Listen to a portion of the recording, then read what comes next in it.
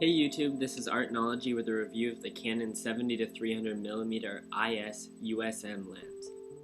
This is a mid-range grade lens for Canon. It's not quite their L series, but neither is it the EFS, kind of lower consumer grade models. It's somewhere in between. It's an EF lens, so you can use it on both crop sensor bodies and full frame bodies. I use it on a Rebel series XS or 1000D, and I like it fine. It's pretty well balanced on the camera. Maybe just a little bit front heavy. It would probably be even better on a 50D, a 70, 5D, that series.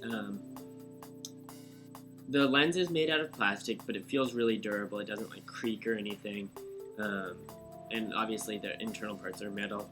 It has a metal mount here on the bottom, which is a nice upgrade from like the kit lens and the 50mm 1.8. It just feels sturdier and makes it a little bit heftier. 58mm filter on the front, pretty standard size for their non-L lenses. It'll share filters with the kit lens. They're both 58mm, the 18 to 55mm kit lens.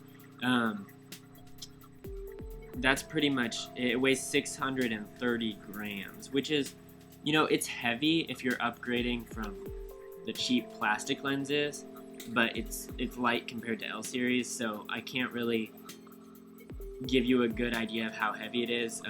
Some people will say that it's light, and some people will just hate carrying it around all day. It's really not that bad. I don't think. So, let's see, the zoom is really smooth. Here, I'll it extends a fair amount, as you can tell, but there's no wobble, there's no weird little, it's pretty sturdy. And the zoom ring is just very smooth. It's fun to zoom in and out. You can get it to go exactly where you want. You don't have to keep going back and forth to try to find the right position. I wish I could say the same for the focus ring. Here there's a manual focus, autofocus switch. There's no full-time manual. It has the USM focusing, but it's not the ring type USM, which allows you to focus on top of your autofocus, like just go ahead and turn the ring without damaging the camera. With this, you have to turn it into manual focus there, and then you can turn this focus ring at the end. Now, the focus ring is nice. It's wide and it's rubbery, wide-ish. It's rubbery.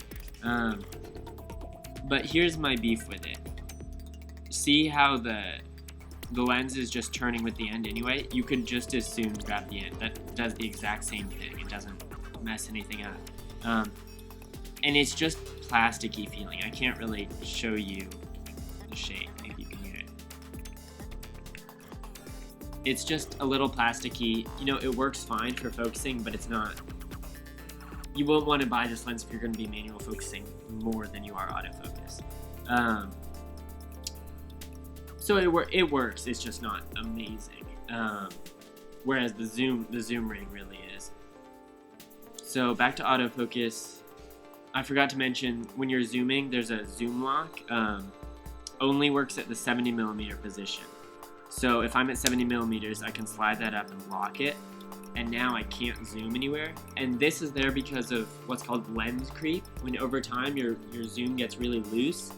This doesn't happen all the time, but on some lenses. And say I were to point it down, if I had lens creep and I didn't have the lock on, it would just fall under its own weight. It would just start creeping out like that. And that could be really annoying. So I'm glad that they included a zoom lock, future-proofing it against wear. This lens has Canon's IS image stabilization feature, which is really the main beef with this, not beef, the main upside of this lens. It's probably why you'd spend more to get it. At the telephoto lengths, like 300mm, if you're just shaking just a little bit your camera, your whole picture is going to be blurry and just due to camera shake. So the IS is here to combat that. And you can turn it on and off with this switch. The only reason you would want it off is if you are on a tripod. You don't want IS on because it'll try to adjust for the tripod, and you just don't want it on. I've never experienced the effects of that, but everybody I've talked to says just turn it off when you're on a tripod. Or if you want to save the battery life, IS does use a little bit of battery. I haven't noticed a huge difference, probably because most of my lenses do have image stabilization, so I don't have anything to compare to. But if you want to save battery life and you're getting fast shutter speeds anyways, don't worry about it. You can just turn it off. Here's image stabilizer mode 1 and 2. Now 1 is what you're going to want it on most of the time. That it accounts for shake on both the horizontal and the vertical axis, whereas mode 2 will only do the vertical axis.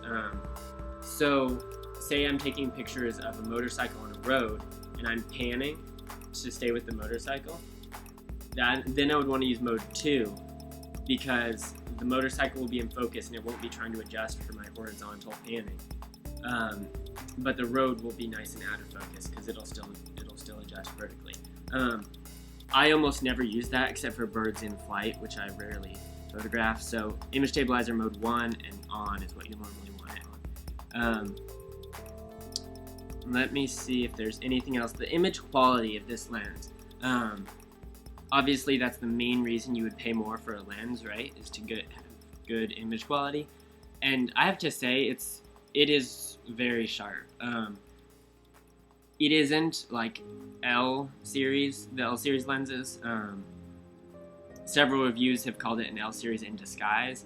I don't think it's quite there, but it's definitely a step up from Canon's EFS 55 to 250 millimeter IS. If you're trying to choose between these two lenses, if you have the money, definitely go for this, just because the build quality is a lot nicer and the images will be a lot sharper.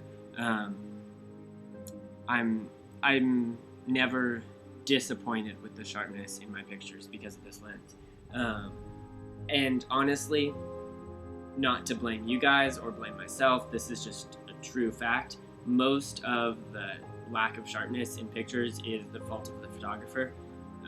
Only when you are completely in control of your camera and know exactly what you're doing does a little bit of sharpness in a lens make a big difference. So if you're just starting out, don't even worry about getting one this expensive.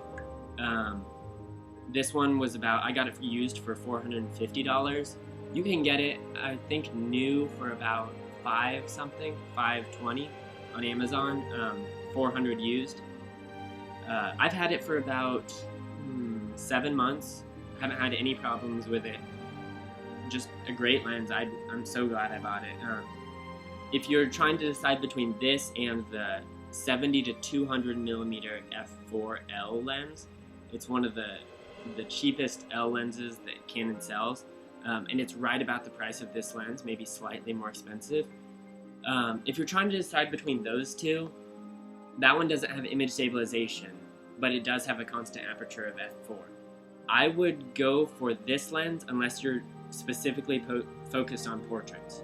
If you only want it for portraits, go ahead and get the 70 to 200 millimeter. Yeah, so that's what I'd say. I'll show you guys real quick focusing on my Rebel XS or 1000D. So here's focusing from, it's at infinity right now, back down to macro, back down to infinity. The closest focusing distance is 1.5 meters or 4.9 feet. If you can read that there. So it won't give you macro capabilities just because it can zoom into 300 or anything. You have to be a ways away to focus. So that's it, focusing all the way down and back. It does lock pretty fast usually, I've noticed, but you know, they all vary based on situation that it's in.